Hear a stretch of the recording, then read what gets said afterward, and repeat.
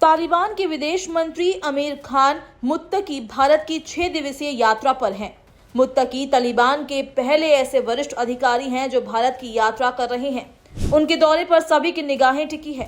इस दौरान वो भारत के विदेश मंत्री एस जयशंकर और अन्य वरिष्ठ नेताओं से मुलाकात करेंगे।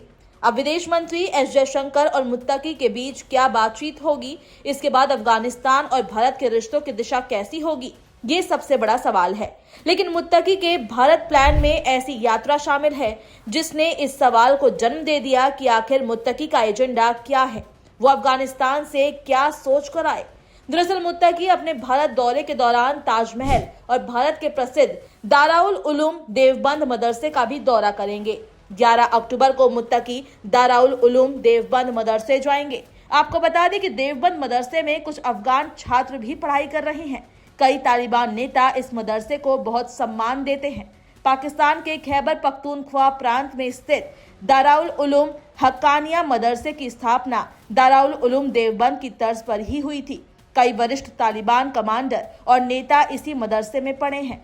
दारुल उलूम हक्कानिया के संस्थापक मौलाना अब्दुल हक ने भारत के बंटवारे से पहले 1947 में देवबंद मदरसे में पढ़ाई की थी और वहां भी पढ़ाया था। उनके बेटे समी उल हक को तालिबान का पिता कहा जाता है। ऐसा इसलिए है क्योंकि दारुल उलूम हक्कानिया ने तालिबान कमांडरों और नेताओं को तैयार करने में महत्वपूर्ण भूमिका निभाई थी। और अब तालिबान के विदेश मंत्री आमिर खान मुत्तकी देवबंद का दौरा करेंगे। वहीं मुत्तकी की इस यात्रा को लेकर कयास लगाए जा रहे हैं। देश के प्रमुख रणनीतिक सलाहकार ब्रह्मा चलानी का मानना है कि मुत्तकी की भारत यात्रा पाकिस्तान के लिए एक बड़ा झटका है, लेकिन मुत्तकी का स्वागत करना तालिबान को मान्यता देने की दिशा में भारत के लिए एक महत्वपूर्ण कदम है। मुत्तकी की इस यात्रा के साथ ही ये सवाल उठ गया है कि क्या भारत सरकार अफगानिस्तान की तालिबान सरकार को मान्यता देगी। भारत तालिबान सरकार के साथ संपर्क में है, वहां मानवीय आधार पर मदद भेजी जा रही है। विदेश सचिव विक्रम मिस्री काबुल की यात्रा कर चुके हैं। वहां स्थित भारतीय दूतावास का काम भी शुरू हो गया है। बावजूद इसके भारत ने सरकार को मान्यता नहीं दी है।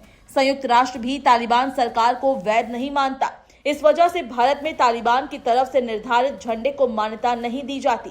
नई दिल्ली स्थित अफगानिस्तान के दूतावास के बाहर अभी भी पूर्व अशरफ घनी सरकार के कार्यकाल के अफगानी झंडे का ही इस्तेमाल किया जाता है। वहीं भारत के रणनीतिक हितों के लिए तालिबान की नहीं बल्कि अफगानिस्तान की जरूरत है। ऐसे में ये भारत के कूटनीतिक हित में है कि चाहे वहां की जो भी सरकार हो, भारत के साथ संबंध बेहतर रखे जाए। भारत भविष्य में ईरान में चाबहार पोर्ट को अफगानिस्तान से जोड़ने की मंशा रखता है।